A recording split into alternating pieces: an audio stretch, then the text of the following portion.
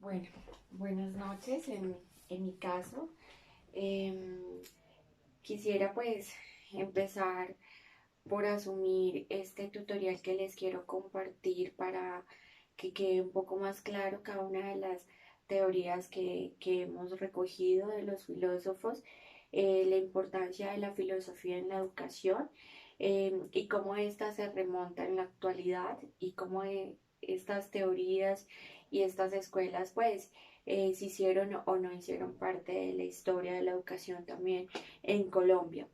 Esto pues una forma de responsabilidad frente a hacia mí, hacia el contexto en que estamos viviendo en este momento.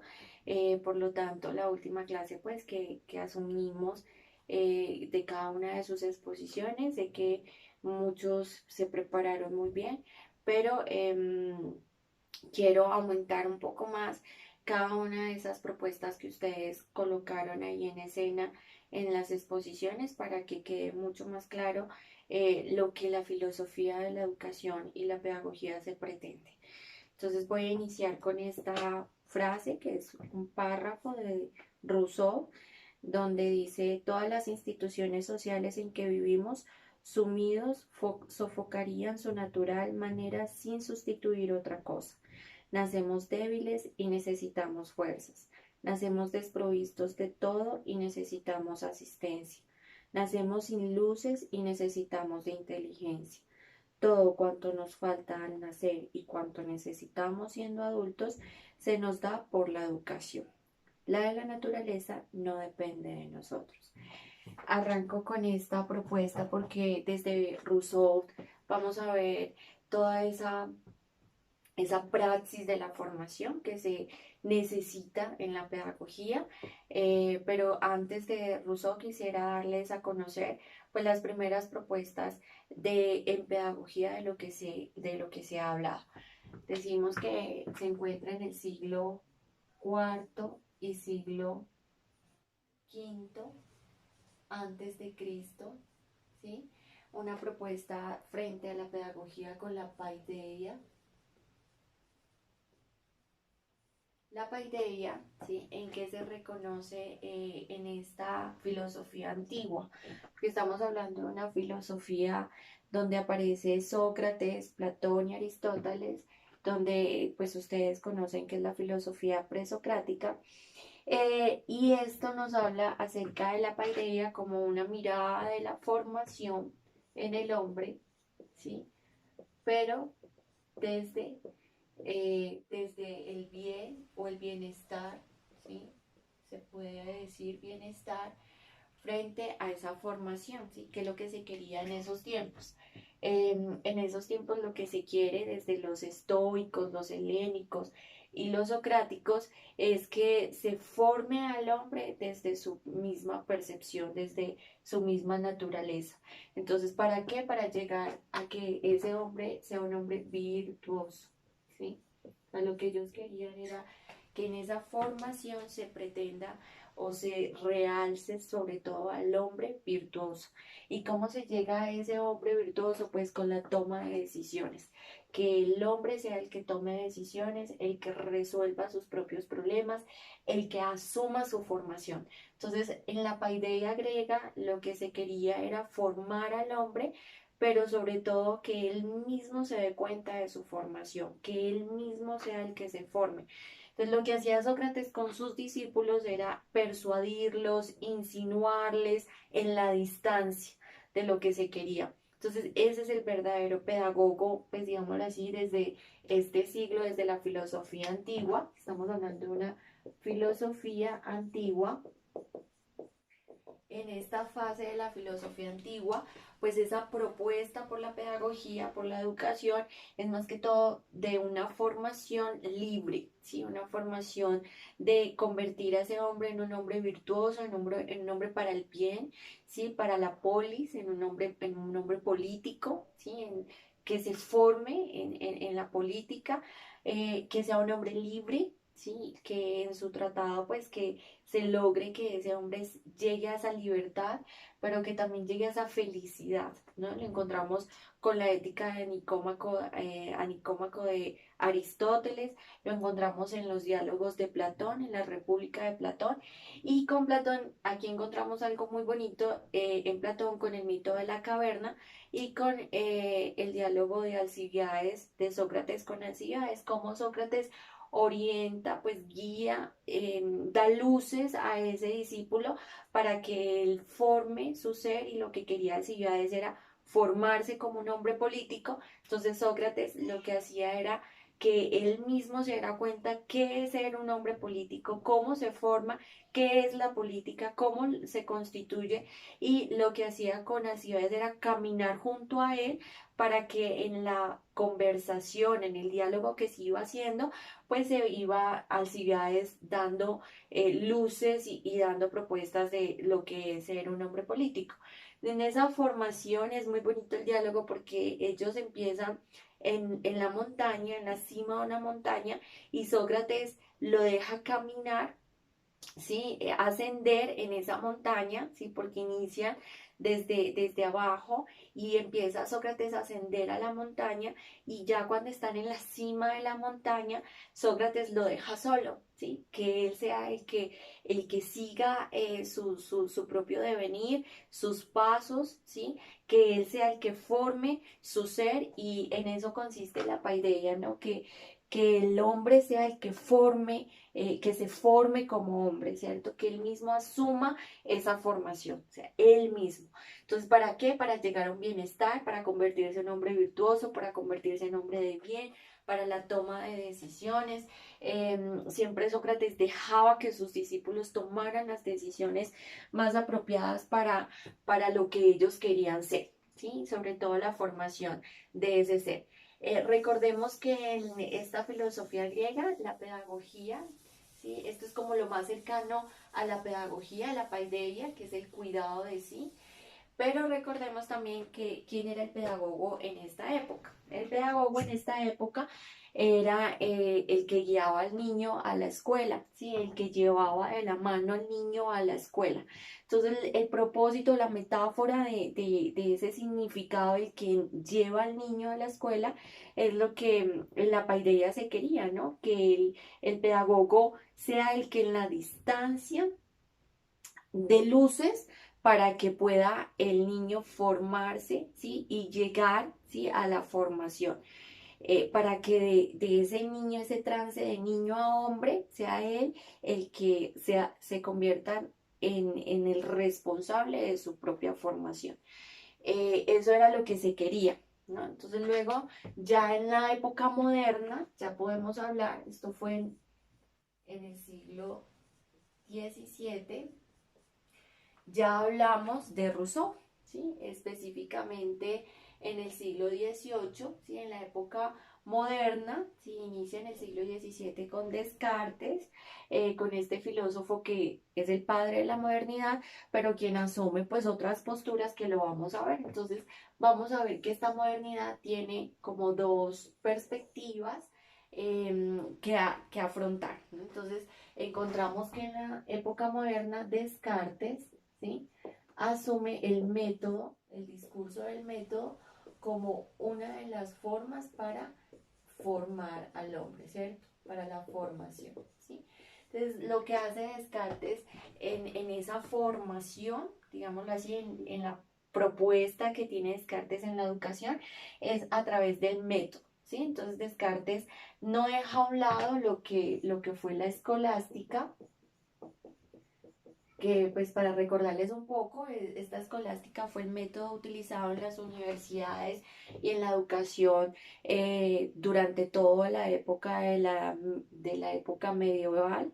En esa época del siglo, estamos hablando siglo XV y siglo XVI, digamos que no atraviesa el siglo XVI, está solo en este siglo, ¿sí? En el siglo XIV, siglo XII al siglo XV, encontramos la escolástica, donde ustedes saben que en la época medieval se fundó la primera universidad. En esta época pues se quería utilizar un método de estudio para los estudiantes, para la educación, para esa formación dentro de la escuela. Entonces aparece la escolástica como un método con la lectio y la disputatio, pero era un método más regido por la iglesia. Si ustedes saben que toda esa época medieval atraviesa pues el orden eclesial, el hombre se hace a un lado, ¿sí? Y aparece entonces como teoría central lo teocéntrico, ¿sí? Es decir, que Dios está primero ante todo, ¿sí? Ante toda razón. Aparece entonces la fe y la ciencia, la fe y la razón ahí combatiendo en esta época, en el siglo XV. Y este método escolástico es un método para mantener pues esa piedad, esa religiosidad también, esa doctrina, ¿sí? En la educación, esa doctrina fuente de la Iglesia Católica. Y ese adoctrinamiento pues lo que lleva es una formación en piedad, una formación moral, una formación de astigmatismos pues frente a lo que es la mirada del hombre hacia el mundo, ¿no? Se desconoce toda la paideia griega, no se asume aquí en la escolástica la paideia griega, porque estamos hablando de la iglesia, estamos hablando de un poder eclesiástico donde Dios prima en todo, ¿cierto? Pero de una fuente muy, digámoslo así, cerrada, ¿sí? Muy adoctrinal, ¿sí? Entonces, aquí encontramos toda esa parte de la escolástica y Descartes lo que hace es volver a la escolástica en el siglo XVII, en la época moderna, ¿no? Entonces, la fuente primaria de Descartes era utilizar el método como una fuente de razón, mantener esa razón. Recuerden que la frase de Descartes es cogito ergo sum, pienso, luego existo. Entonces, lo que Descartes lo que fundamenta aquí es la razón, ¿sí? Que esa formación esté sometida por la razón, que los sentidos nos engañan, ¿sí? Descartes es el que empieza con toda esa discusión de los sentidos, cómo los sentidos nos engañan, y por eso tenemos que omitir todo lo que venga de los sentidos. Tenemos que poner todo en duda, porque todo lo que hasta el momento en el discurso del método él lo coloca así, ¿no? A todo hasta lo que he creído, lo que sé en este momento, lo sé por los sentidos. Entonces todo eso lo voy a poner en duda porque sé que los sentidos me engañan. Entonces, como ese engaño de los sentidos me lleva a la duda, me llevan a la incertidumbre, me llevan a la nada, ¿cierto? Al vacío, al no saber dónde estoy. Descartes utiliza en el método del discurso la razón como fuente primaria para el saber. Y ahí entonces Descartes asume una formación también muy doctrinal, una formación a través del método, del paso a paso, de, del seguir una educación del paso a paso, de seguir una educación a través del método. Pero entonces viene aquí en esta misma época moderna, ¿sí? Ya en el siglo XVIII, Rousseau con otra perspectiva totalmente distinta a la de Descartes, ¿cierto? Y asume entonces primero que el hombre es un ser natural, ¿sí? El hombre como ser natural. Todo le deviene o deviene de la naturaleza. Entonces él al asumir ese detalle tan importante que le toca, que asume dentro de la educación, pues hace el Emilio, que es un libro, ¿sí? Que nos contextualiza cómo, cómo piensa Rousseau sobre la educación. Y el Emilio, ¿sí? Es un libro que está dividido en 5 capítulos y cada uno de esos capítulos pues nos ofrece toda la vida del ser humano, ¿cierto? En etapas. Entonces, ¿cómo está formado el ser humano en cada una de esas etapas? Entonces, en el primer capítulo nos habla del niño, en el segundo capítulo nos habla de la infancia, en el tercer capítulo nos habla de la adolescencia. En el cuarto capítulo nos habla de la adultez, ¿sí? Y en el quinto capítulo ya habla sobre la mujer, ¿sí? Cuando Emilio decide casarse y tener un hijo con esta mujer que aquí en el libro se llama Sofía y asume toda la parte pues de cómo es ese rol, esa socialización, esa convivencia del matrimonio y que es otro tipo de formación. Pero en cada una de estas capítulos nos habla de un tipo de formación, del ser interior, ¿sí? En el cual Rousseau atraviesa por cada uno de los capítulos, de la verdadera formación. Digo verdadera formación porque Rousseau aquí asume el primer tratado de formación moral, ¿sí? Desde el niño hasta el hombre, ¿sí? Cómo se conduce el niño para llegar a ser hombre, en este sentido ya ese hombre que decide, ¿sí? Comprometerse en unión pues con una mujer y eso lo va volviendo muy discursivo, digámoslo así.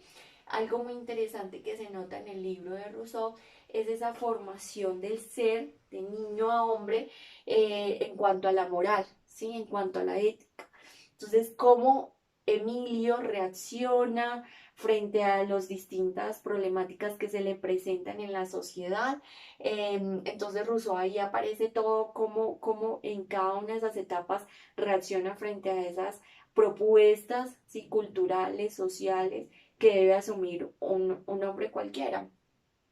Pero es muy interesante cómo está en cada una de esas épocas apartadas la formación, ¿sí? Cómo asume Emilio la formación, ¿sí? Eh, Rousseau pone a Emilio frente a cara a confrontar muchas cosas de también de su vida personal, de lo que ha sido Rousseau. Entonces, en ese sentido, pues Rousseau pone a Emilio huérfano, asimismo como Rousseau lo fue, ¿sí? Un hombre huérfano. Hablamos aquí que Rousseau aparece en este siglo, que es un siglo del romanticismo, ¿sí? Que es el siglo de las luces, ¿sí? Entonces Rousseau, pues eso le da apertura para escribir de esta forma y es algo muy notorio en cada uno de sus capítulos, ¿no? Cómo él asume a ese hombre libre, ¿sí? Al Emilio libre, ¿sí? Desde el niño, cómo él asume qué es la niñez, que es la exploración, el movimiento, el cuerpo. Entonces, algo fundamental aquí, que él no rechaza el cuerpo, que antes lo pone en escena, ¿sí? En la formación tiene que estar el cuerpo dis- muy distinto a lo que era la escolástica. La escolástica rechaza el cuerpo, ¿sí? Ustedes saben que la iglesia, pues, emanada, pues, viene desde todos esos, digamos así, astigmatismos frente a lo que es la moral, a lo que es el cuerpo, a lo que se constituye el hombre como un ser natural, pues lo rechaza. Asimismo, pues Descartes lo rechaza con los sentidos, porque en su libro El discurso del método lo primero que él hace es de omitir los sentidos para el saber, ¿sí? La razón no puede estar mezclada con los sentidos. Entonces rechaza estos dos aspectos, estas dos perspectivas o teorías, rechazan totalmente el cuerpo. Rousseau lo vuelve otra vez, lo vuelve a exponer en sus capítulos. El cuerpo es importante, la exploración, el movimiento en el niño, cómo ser niño, todo eso lo explica en ese primer capítulo. ¿Qué es el niño? ¿Qué es el niño? Entonces sería una buena pregunta para nuestras maestras de preescolar, ¿qué es el niño? ¿Sí? Entonces todo eso lo asume Rousseau, luego viene la infancia, ¿sí? Que es una categoría de esa primera infancia, de todo lo que atañe de 0 a 5 años. Entonces es muy importante ver cada uno, hacer una lectura del cuidado de sí de cada uno de esos capítulos, porque aquí hay una lectura de formación, hay una lectura sobre esa formación moral y ética que propone Rousseau. Y lo que se quiere es que en cada una de esas etapas pues se va formando, ¿sí? A ese niño para llegar a ser hombre, ¿sí?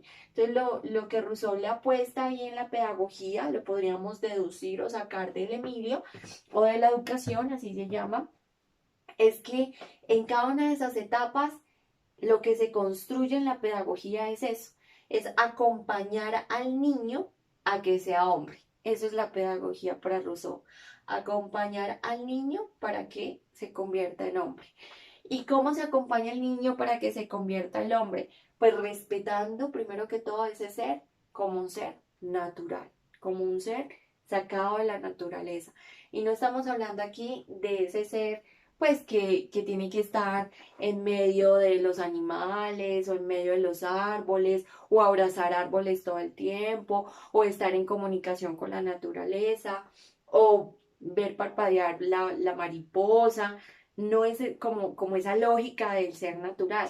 La lógica del ser natural es una fuerza que emana en la sabiduría de ese hombre, que por naturaleza es un ser racional, es un ser político, es un ser social, por naturaleza. Entonces, ¿cómo asumimos la naturaleza del hombre?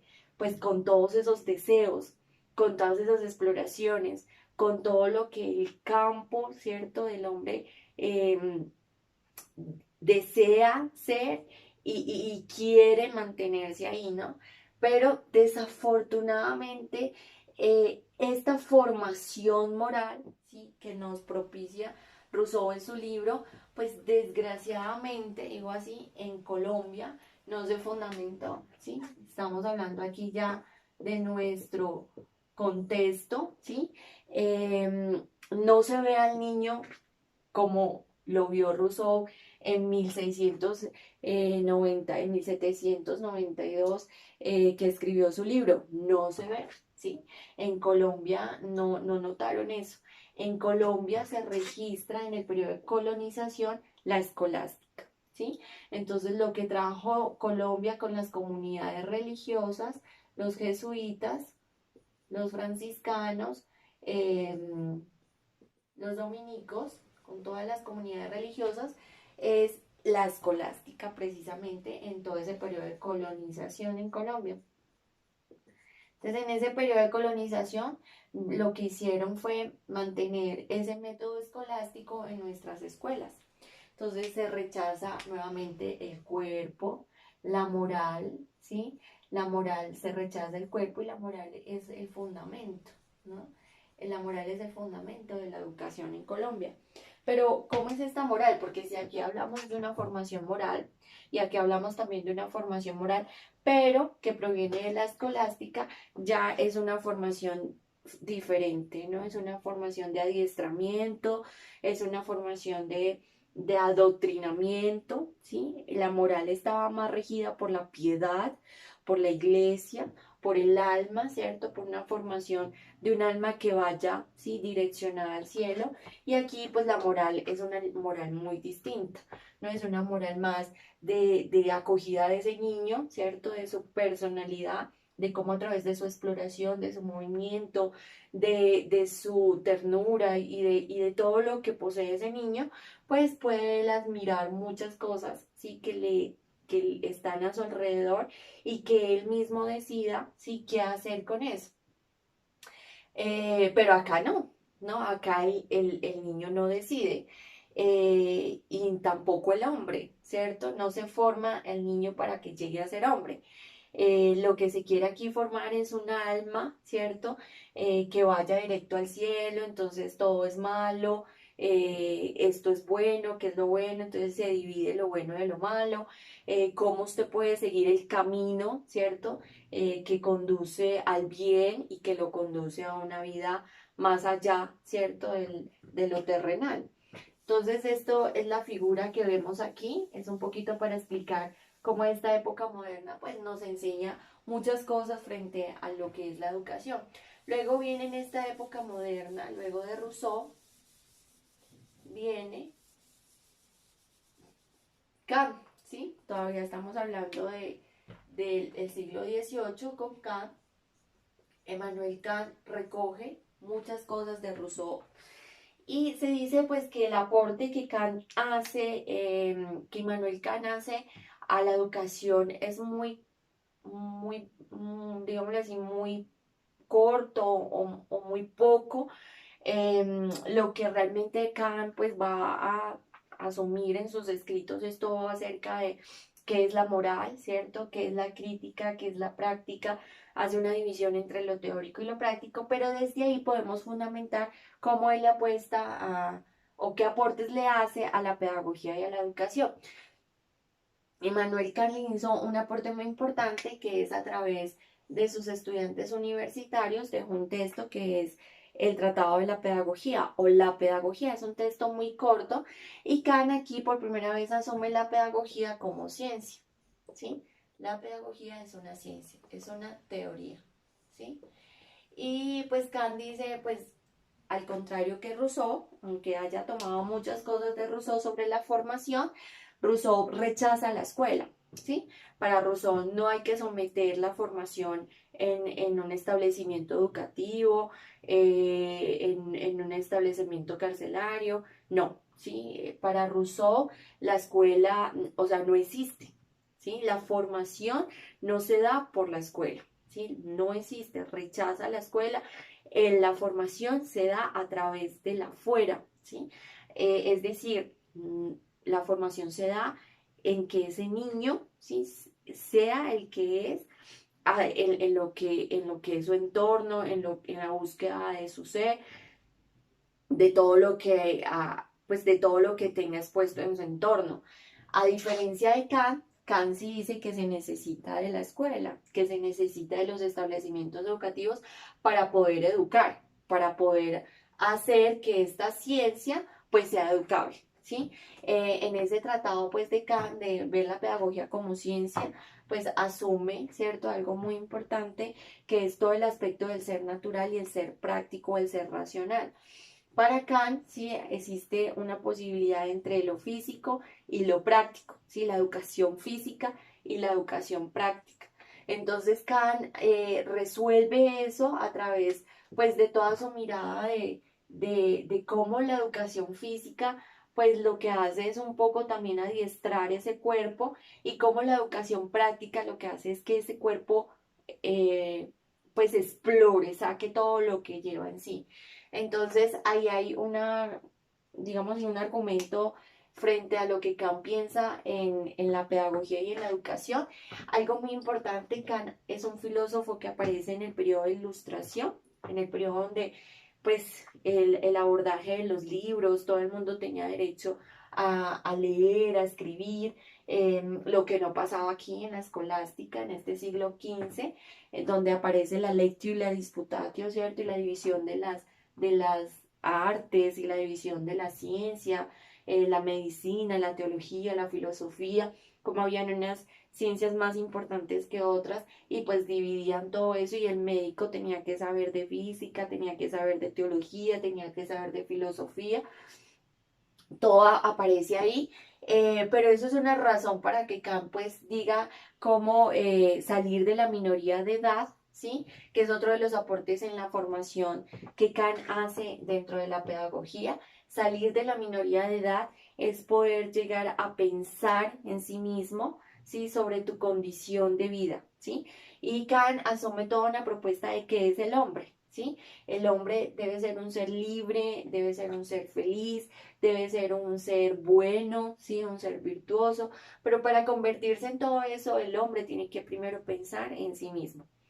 Entonces, para pensar en sí mismo, Kant propone, ¿cierto?, salir de la minoría de edad y que ese hombre propone unos imperativos, ¿sí?, para que ese hombre pueda llegar, ¿cierto?, a través de su moral, pueda llegar a tomar las mejores decisiones. Kant universaliza también la moral, pues dice, obra de tal manera que tu moral o tus acciones, obra de tal manera que tus acciones se conviertan en algo universal. Entonces, la propuesta que Kant nos hace de convertir en algo universal nuestras acciones es como lo que nosotros hacemos en nuestro diario, pues nos confronta, ¿cierto?, a una vida donde aparecen muchas cosas y donde tenemos que definir o decidir qué hacer. Entonces, en el entorno, en el encuentro con el otro, en la sociedad, nos va a aparecer muchos problemas, nos tenemos que confrontar muchas cosas, muchas situaciones en nuestra vida y salir de esa minoría de edad es lo que nos va a proponer o nos va a llevar a que tomemos la mejor decisión frente a esos aspectos. Entonces, la pedagogía como ciencia desde Kant ya es ya algo mucho más, un estatuto mucho más confiable frente a que la educación está en la escuela o está emergiendo ahí en esos establecimientos educativos, donde se instaura la disciplina, ¿sí? La moral, esa formación es moral, pero Kant dice lo ideal, el ideal de la educación es formar, llevar a ese niño a ser hombre en la medida en que ese niño, ¿sí? Se conduzca con disciplina y pueda llegar a pensar en sí mismo, salir de esa minoría de edad para encontrarse con la libertad. ¿Sí? Era lo que asumía Kant. Immanuel Kant fue muy importante en este siglo, ya les digo, porque a través de él es que se explica toda la parte de lo que es la práctica y lo que es la crítica y lo que es lo teórico, ¿sí? Y en esa fundamentación de Kant, pues vamos a seguir tomando, ¿cierto? La construcción que en la modernidad se nos hace frente a la educación. Aparece Comenio en esta época también. Y Comenio nos trae la escuela, la modernidad nos trajo a la escuela. Comenio nos trajo la escuela y nos trajo a la escuela con un apellido que se llama didáctica, ¿cierto?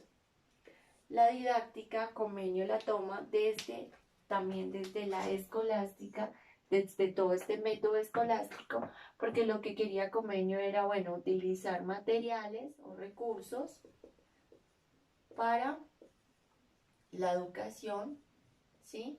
Para una educación que se vea implementada, ¿sí? A través de una formación dogmática, ¿sí? Porque Comenio también le apunta a esa formación, pues, doctrinal, ¿sí?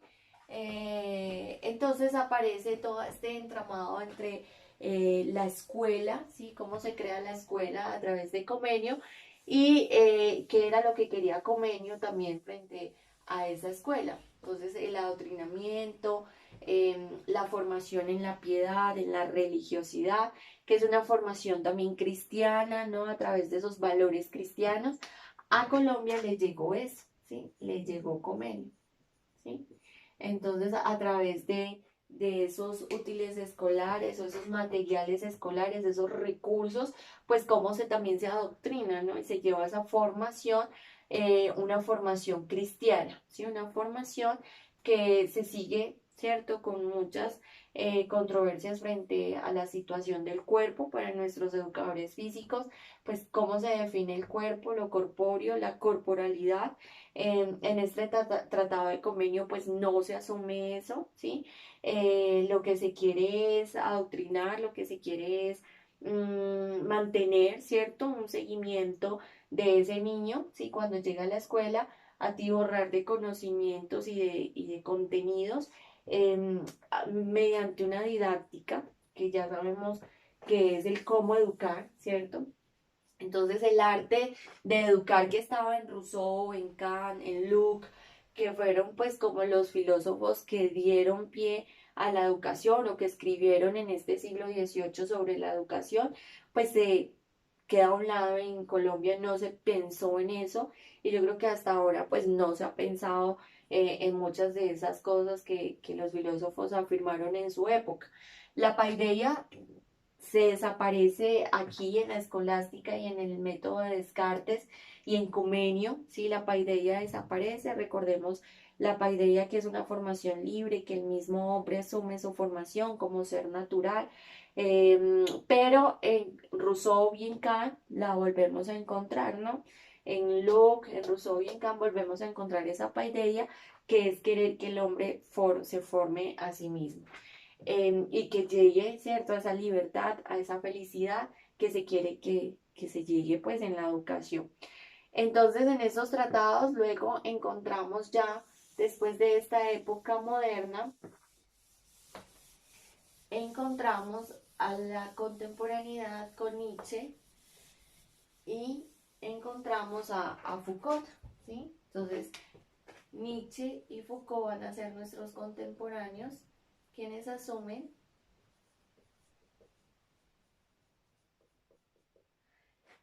en la contemporaneidad, siglo XIX, Nietzsche, siglo XX, Foucault, pues todo el tratado pues, que se da ya en la contemporaneidad sobre la educación.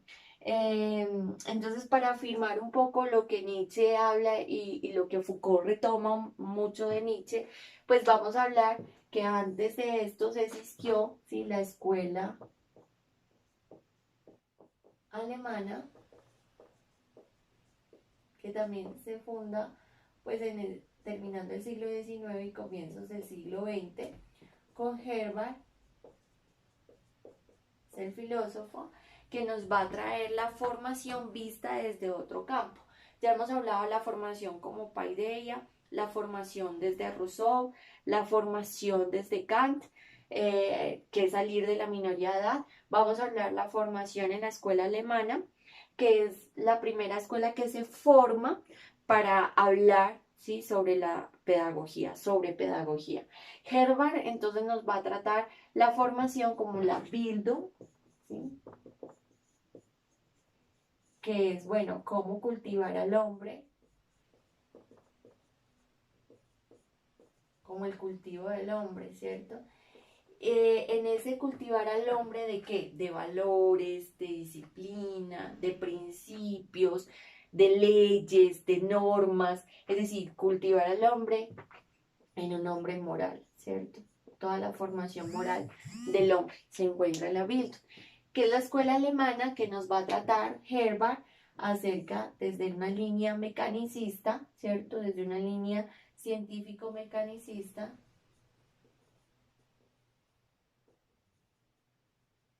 nos va a decir, que la educación, la pedagogía es una ciencia, ¿sí? Y como ciencia, pues se reglamenta por un objeto de estudio. Y ese objeto de estudio va a ser la formación, ¿sí? Entonces, como toda ciencia se fundamenta en un objeto de estudio, el objeto de estudio de la pedagogía es la formación. Eso nos dice Herbart. Entonces, Herbart asume esta pedagogía dentro de las ciencias naturales, ¿sí? Entonces, asume que la pedagogía como ciencia toma de las ciencias de la naturaleza. Es decir, que esta ciencia sigue el método científico. ¿Sí? Entonces, al asumir este método científico y tomar la pedagogía como parte de las ciencias naturales, pues su mirada frente a la educación y la pedagogía es mucho más drástica, ¿no? No vamos a decir que escolástica ni cartesiana, como la asumían en ese entonces, en el siglo XVII, sino que Herbart asume la pedagogía como un tratado científico, ¿sí?, una ciencia que su objeto va a ser la formación y que por tanto en la escuela sí se debe regir por un método, por unos parámetros, el cual el niño, ¿sí?, que empiece, ¿cierto?, su educación, sus primeros etapas en la educación, pues se lo empieza a regir bajo la disciplina, bajo la normatividad. Era un poco conductista esto, ¿cierto? Entonces, bajo la normatividad, bajo una disciplina. Pues aquí desaparece ese hombre libre, ese ser libre, ese ser, ¿cierto?, más amplio que lo vemos en la paideia. Herbart lo asume así, ¿sí? Y es ahí donde Nietzsche hace una crítica frente a esa formación, ¿cierto? Que es una formación muy racional, muy de la disciplina, muy normativa, ¿sí?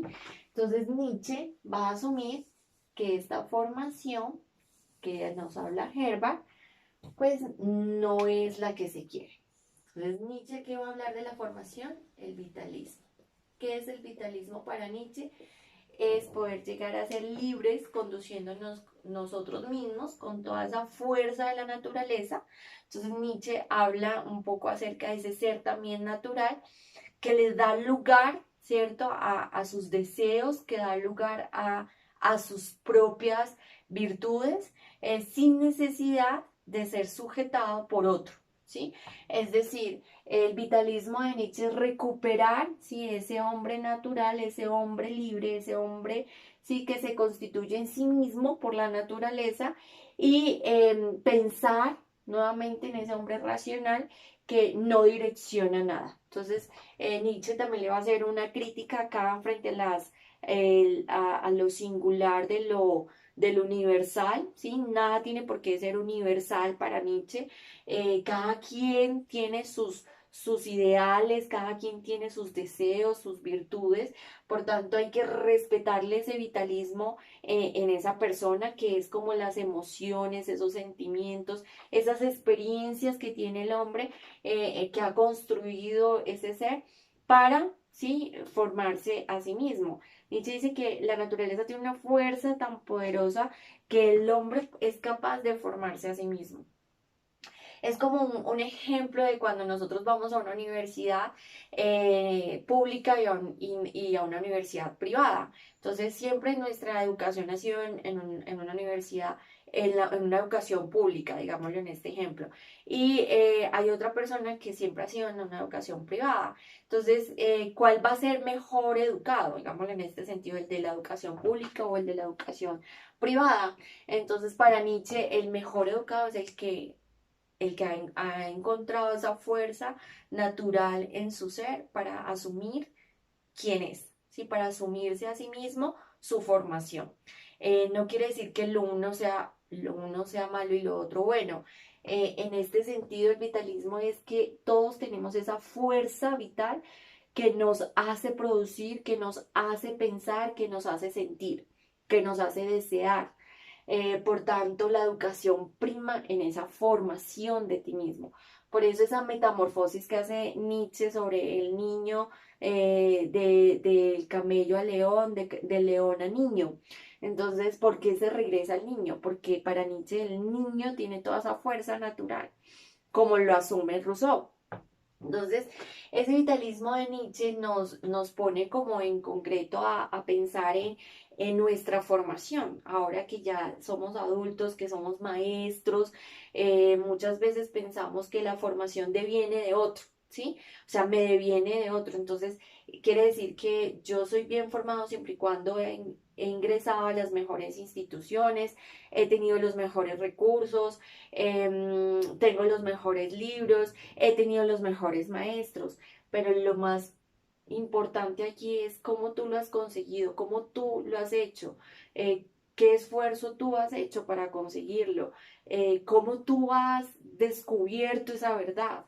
Y eso es lo que es más significativo para Nietzsche en la formación, como así habló Zaratustra, o sea, ¿por qué Nietzsche empieza con ese libro sobre el mercader, sí que baja de la montaña? Entonces, mire que la metáfora del ascenso, sí, al saber, como lo encontrábamos con Sócrates y Alcibiades, Nietzsche lo retoma, pero ya bajando de la montaña. El mercader, sí, en Zaratustra, entonces baja de la montaña, desciende para encontrarse con la realidad. Y eso es lo que quiere Nietzsche, encuéntrese con la realidad, ¿sí? Entonces el nihilismo de Nietzsche, ¿cuál es? Pues con un martillo acabar con todos sus valores, esas creencias que opacan esa formación, digámoslo así, que muchas veces ha direccionado esa formación en lo que qué dirán, en lo que me han dicho, en lo que me han hecho creer, en que esto es bueno, esto es malo, cómo yo me conduzco frente a lo bueno y lo malo. No, pues a mí me han dicho que esto es lo bueno, entonces yo sigo esto que es bueno.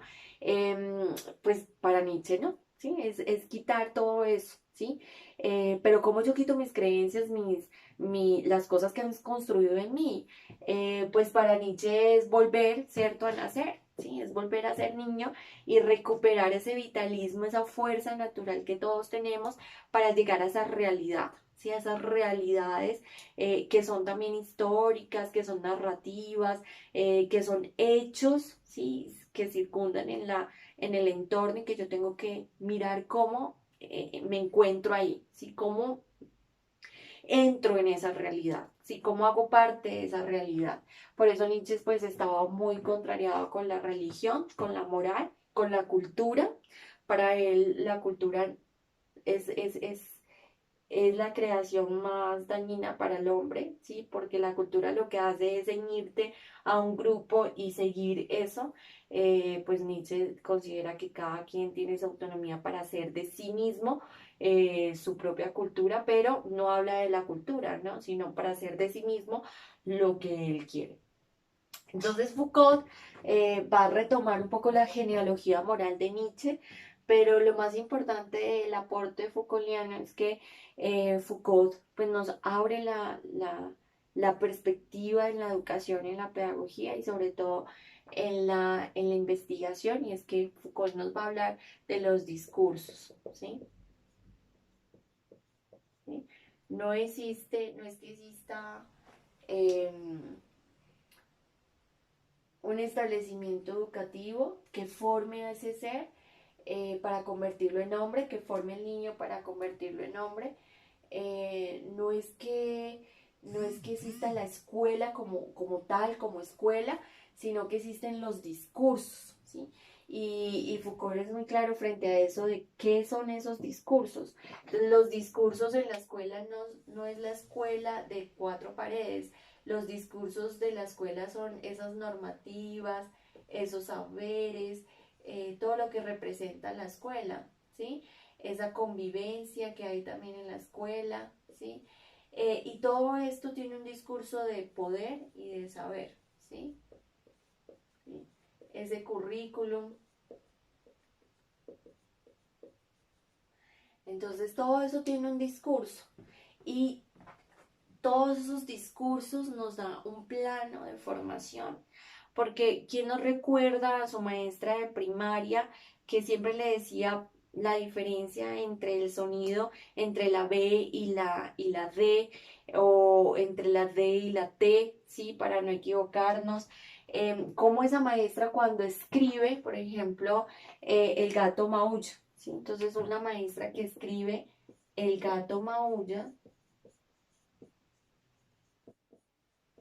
hay un discurso en esa maestra, ¿cierto? O sea, la maestra no es el objeto de investigación, es el discurso lo que hace que podamos nosotros mirar ese objeto de investigación. Son estos discursos que están ahí dinamizando los contextos educativos. Entonces, no es que el maestro sea normativo, punitivo, autoritario, sino son sus discursos lo que hace que él sea punitivo, autoritario, flexible, permisivo, todo lo que se encuentra en el ser del maestro, en su práctica diaria. Son esos discursos. ¿Qué hay detrás de este discurso de la maestra que enseña, ¿cierto? A tomar una oración y a denotar en una oración el verbo, el objeto, el significado, ¿sí? ¿Cuáles son esos discursos? ¿Qué discurso hay detrás de ahí, detrás de ella? ¿Qué discursos hay detrás de todo esto? ¿Sí? Entonces, aquí hay un discurso de saber, ¿sí? Pero también hay un discurso de poder, ¿sí? El maestro cuando va a su clase hay un discurso del saber, el maestro sabe su disciplina, puede mover todas las fichas de lo que él, ¿cierto?, ha planeado, pero aparte de ese saber, también hay un poder, porque el maestro lo que quiere es que sus estudiantes aprendan. Pero ¿cómo quiere que aprendan? Es que siguiendo el mismo discurso de él, siguiendo lo que él dice, o ejemplificando lo que él dice, o siguiendo el ejemplo que él tiene. ¿Cómo seguir a ese maestro? Entonces, en esos discursos que Foucault nos habla, está el poder nosotros deslumbrar eso. ¿A través de qué? A través de la investigación. Por eso yo les decía que el aporte más significativo de sus investigaciones es que se pueda dar esos discursos y que ustedes puedan investigar más allá de lo que aparentemente es, de que el niño no aprende, de que no hay aprendizaje significativo, de que no hay constructivismo, de que el modelo pedagógico está mal direccionado, de que hay que tener en cuenta una resignificación curricular en el aula o en el colegio porque no hay un direccionamiento.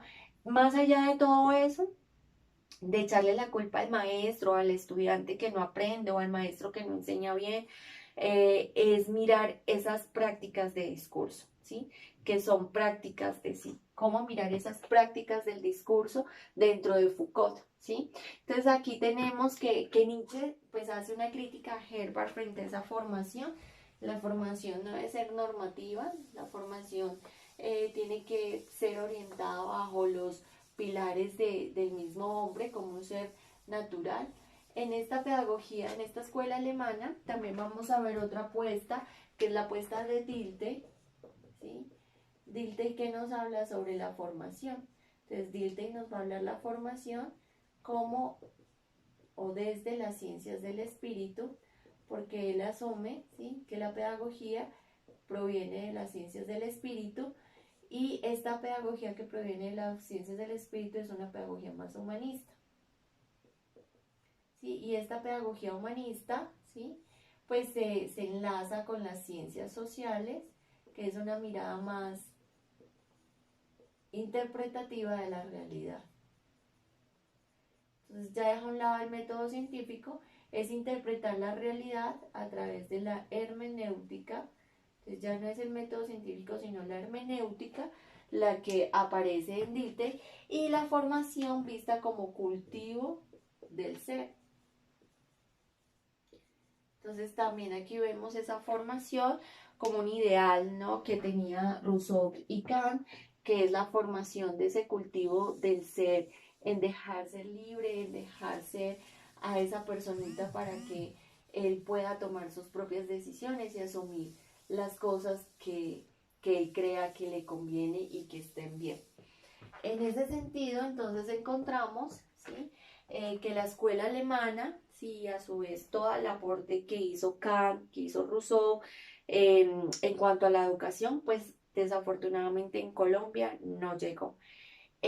Hablamos de una colonización en Colombia, de una educación en la colonización en Colombia, con todo el tratado de Comenio, con la escolástica, ¿sí?, con el adoctrinamiento a través de las comunidades religiosas que lo especificamos ahí. Pero hoy, ¿cómo podemos ver la educación en Colombia? Sí, sí ha traído algo de todo lo que se ha expuesto, sí, en el exterior. Pues encontramos que Colombia, sí, en el siglos 50 y 60, trajo el currículo, ¿sí? Y sabemos que después de la escuela alemana, después de esta escuela alemana, que fue finales del siglo XIX y comienzos del siglo XX, viene la escuela francófona.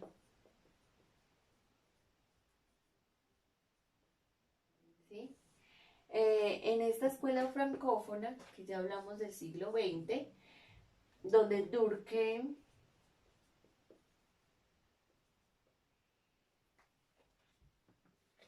aquí para apreciarles mejor el nombre, Durkheim, pues lleva las ciencias de la educación, ¿sí?, a la sociedad. Aquí lo fundamental son las ciencias de la educación. Es decir, que la Bildung como formación, que se creía que era la educación, pasa a ser las ciencias de la educación. Es decir, que la educación es interdisciplinar, ¿sí? Entonces aparece la filosofía de la educación, aparece la psicología de la educación,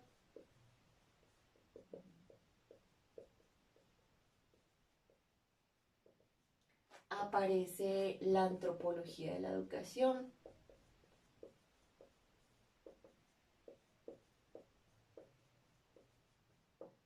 y aparece la historia de la educación. Y me falta una que es la sociología de la educación.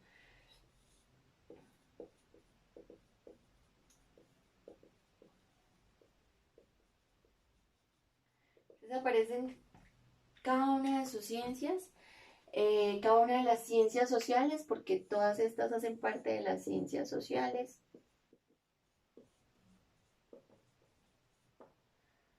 Pues aparecen con un aporte muy importante para la educación.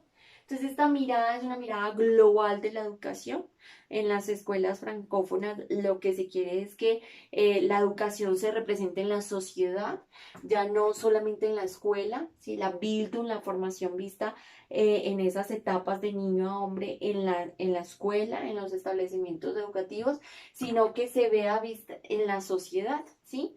Cómo esto todo lleva a pues a tener otras miradas, otra perspectiva y otras teorías sobre la educación. Entonces aparece la sociología de la educación como un micro, ¿sí? Organismo donde nos habla de que la escuela es un microorganismo, que la familia es un microorganismo, que la calle es un macroorganismo, donde todo esto pues deviene unas teorías, devienen unas propuestas, ¿sí? Sobre la educación y Durkheim nos trae entonces la educación para la sociedad. Este es el aporte que hace la escuela francófona frente a cada una de estas disciplinas y cada una de estas disciplinas o ciencias, aquí todas son ciencias menos la filosofía es considerada como una disciplina, cada una de ellas pues le va a aportar a la educación desde sus métodos, ¿sí? Desde sus metodologías, digámoslo así. Cada una de ellas tienen unas metodologías para describir la educación, ¿sí? Entonces, desde la sociología podemos ver que hay unas metodologías que le apuntan, ¿cierto?, a percibir o a denotar o a tener una teoría frente a lo que es el hombre.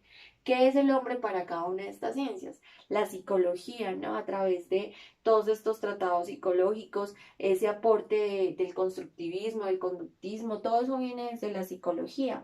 Entonces, cómo la psicología pues empieza a trabajar acerca de la conducta del hombre, los comportamientos del hombre, para sacar de eso una teoría de la educación y frente a eso pues son los métodos que radican, digámoslo así, en alguno de nuestros modelos educativos o de nuestros modelos pedagógicos o el PI de nuestras instituciones, ¿no? Cómo arranca nuestro PI abordando pues cada una de estas ciencias de la educación y la filosofía como una disciplina de la educación. Aparece entonces luego de esta escuela francófona, ¿sí? De una manera muy sintética, aparece la escuela anglosajona.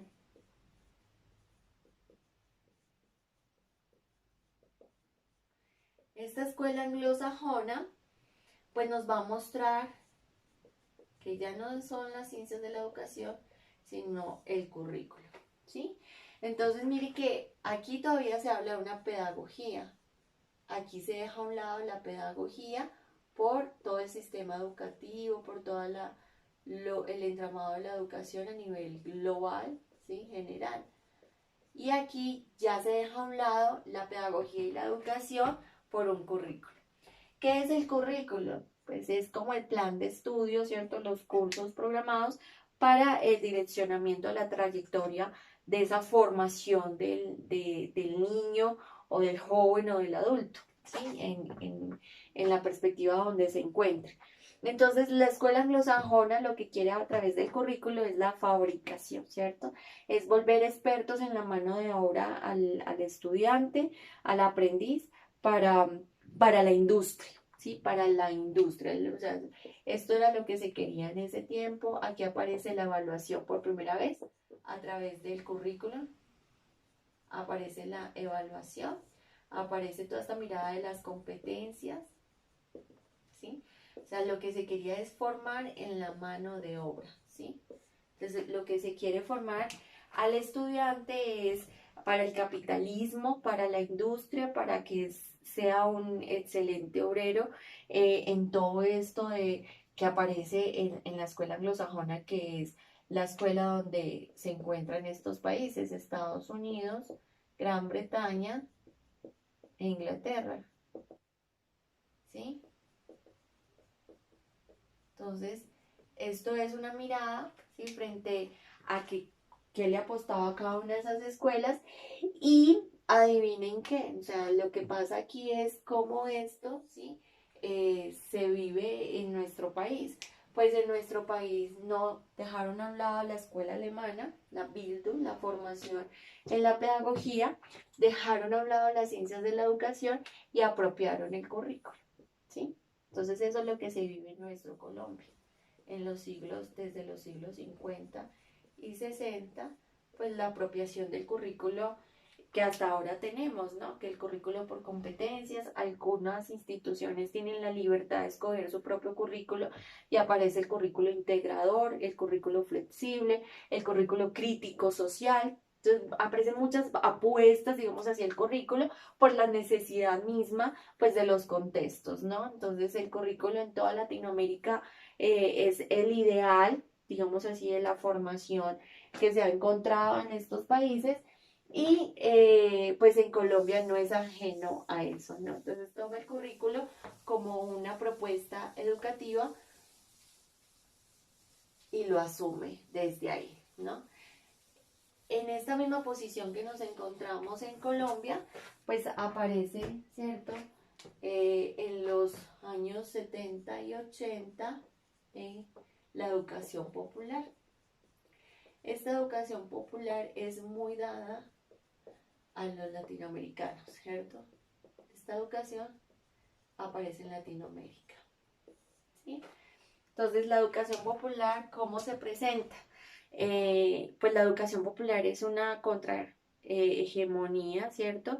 Es un contraargumento a toda esa colonización que vivimos, a toda esa, a través de la independencia, pues cómo se libera un poco la educación con la iglesia, digámoslo así, con Comenio, con todas esas figuras que teníamos antes de la escolástica, ¿sí? Entonces, la educación popular aparece pues como una respuesta a ese llamado, a ese grito de nuestras educaciones, de nuestras poblaciones más vulnerables, haciéndole también pues un golpe al Estado frente a la educación y frente a lo que se ha dicho, lo que se ha venido formando en la educación en Colombia.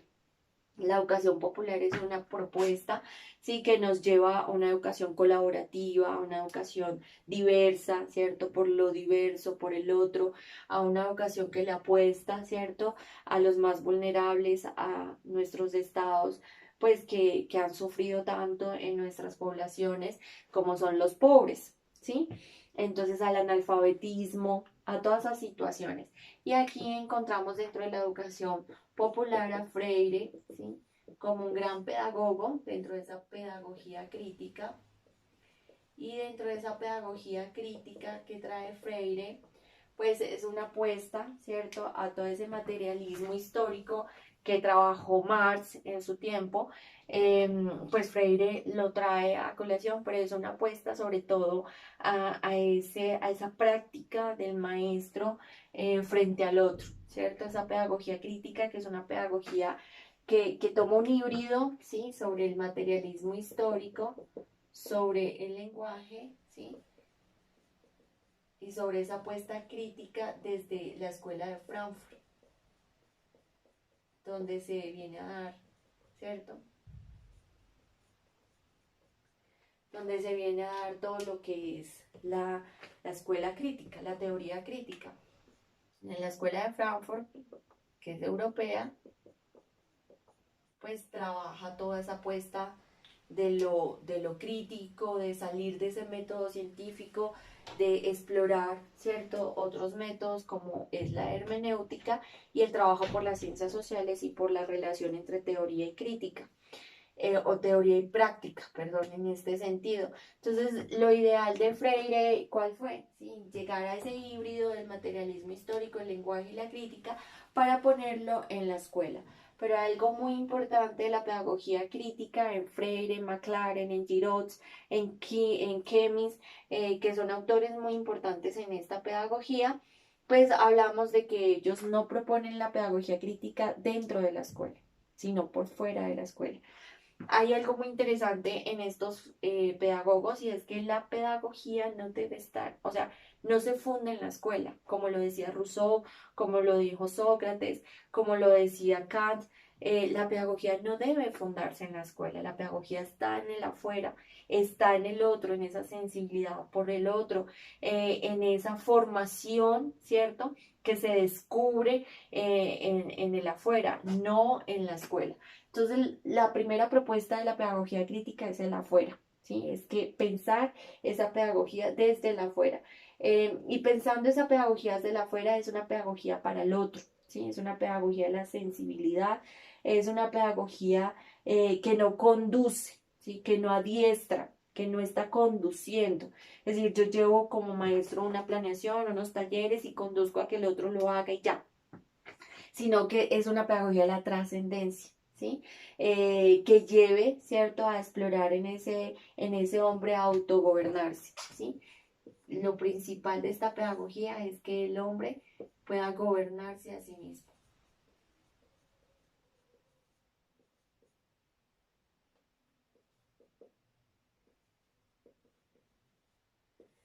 Que pueda lograr eso, ¿sí? Que es algo pues muy ilusorio, pero y hasta icónico, pero soñador y todo.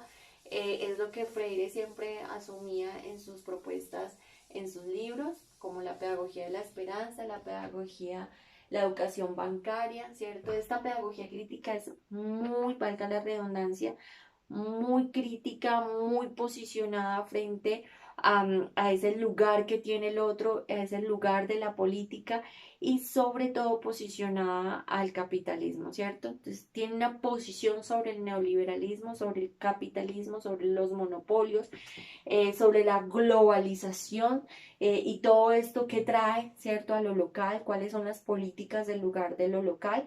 Entonces ellos van a asumir mucho esa educación popular desde una educación colaborativa, desde una educación de la mirada del otro, que muchas veces desaparece, ¿no?, en las otras educaciones. Esto en Colombia llegó en los años 70 y 80, pero no hubo eco, ¿sí? Desafortunadamente, muchos de nuestros establecimientos educativos pues no se fundamentan en este tipo de pedagogía, son muy pocos realmente. Y tenemos después de esa educación popular, la educación decolonial o la pedagogía decolonial, que es una apuesta muy interesante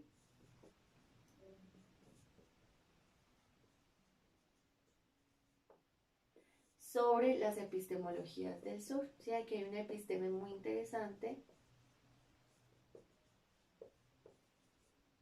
porque si bien hemos hablado de las escuelas en la tradición pedagógica, como la escuela alemana, como la escuela francófona, como la escuela anglosajona, aquí vamos a hablar de un pensamiento pedagógico latinoamericano a través de estas escuelas, a través de este pensamiento, las epistemologías del sur, que no es otra cosa que recuperar lo propio, ¿sí?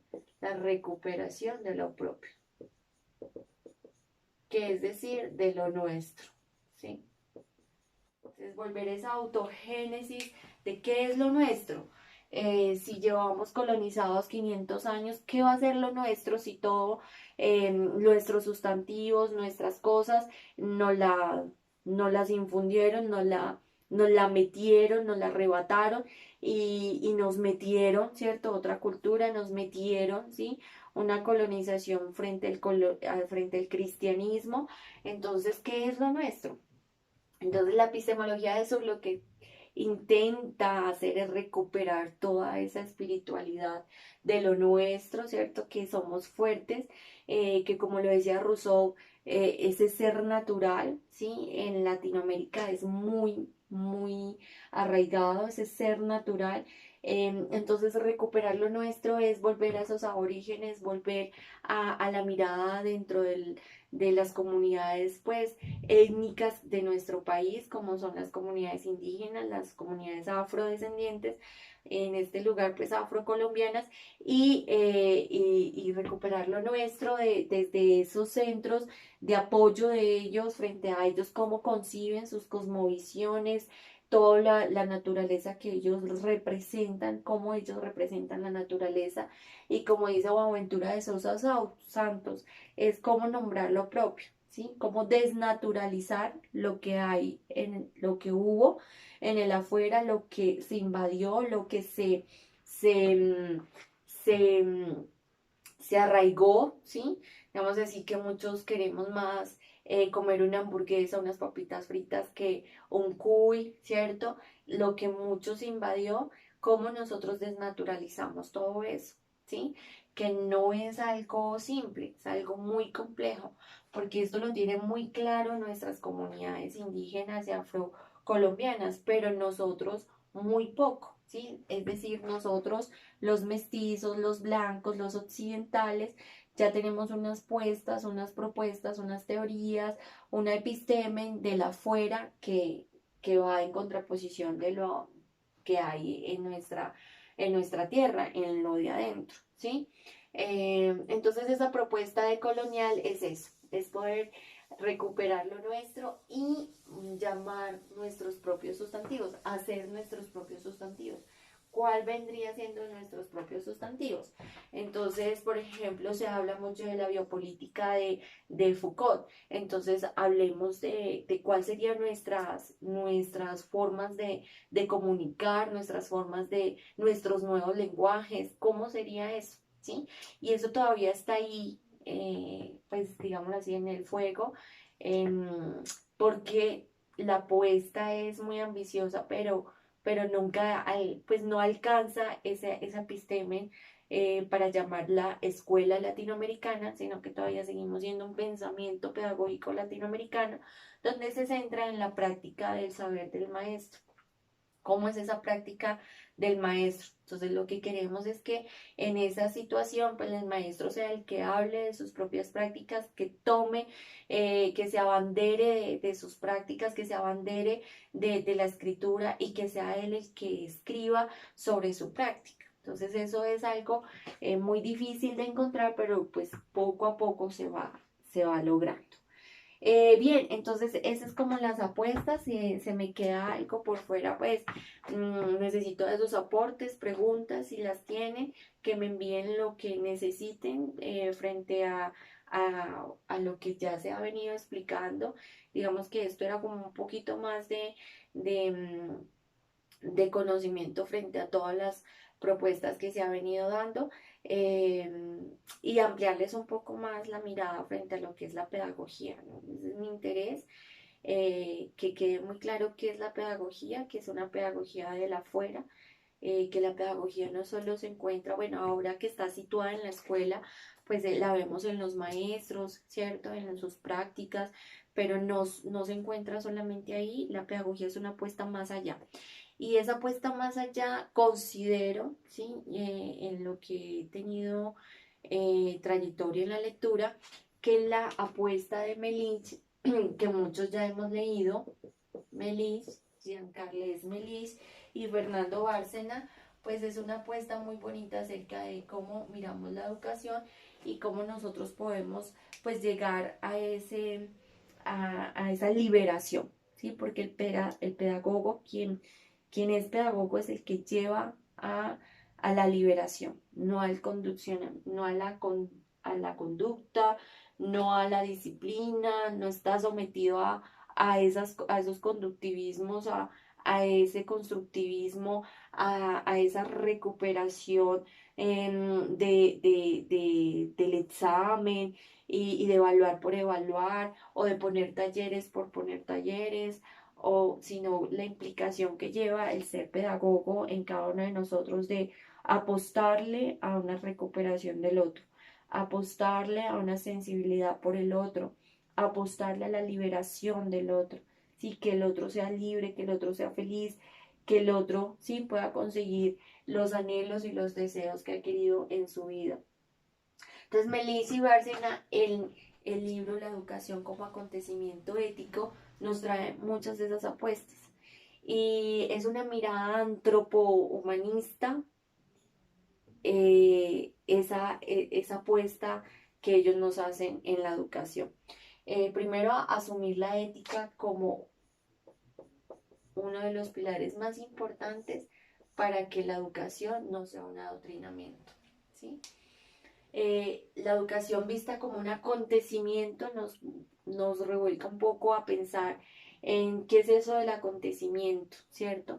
¿Qué es eso del acontecer, ¿sí? De la sorpresa, del renacer, ¿sí? De la natalidad de Hannah Arendt. Entonces la ética vista, ¿cierto? Como una posición, ¿sí? Que nos lleva a que ese hombre sea un hombre libre, ¿sí? Que nos lleva a la liberación en la educación, que no sea no sea un acondicionamiento, ¿sí? Que no sea un procedimiento que usted pase de esto a otro, como nos ha situado la educación en Colombia. Desafortunadamente nosotros hemos cogido no, por no decir lo peor, pero sí lo que más estragos ha hecho en el mundo frente a la educación, como es la escuela anglosajona, como es todos esos parámetros de la escuela global o del aprendizaje global, que lo trajo Simón Bolívar, como es todos esos cuidados de la higiene, que se lo apropió de la educación tradicional, ¿sí?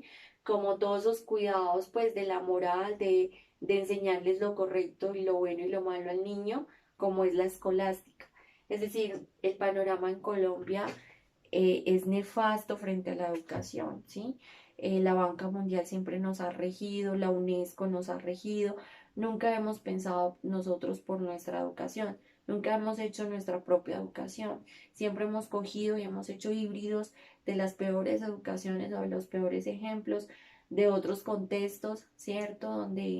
Donde la globalización, el capitalismo, el neoliberalismo es lo fundamental. Entonces, Colombia pues ha sido pues una de esas víctimas en educación frente al aporte, ¿cierto?, que se ha dado en las escuelas.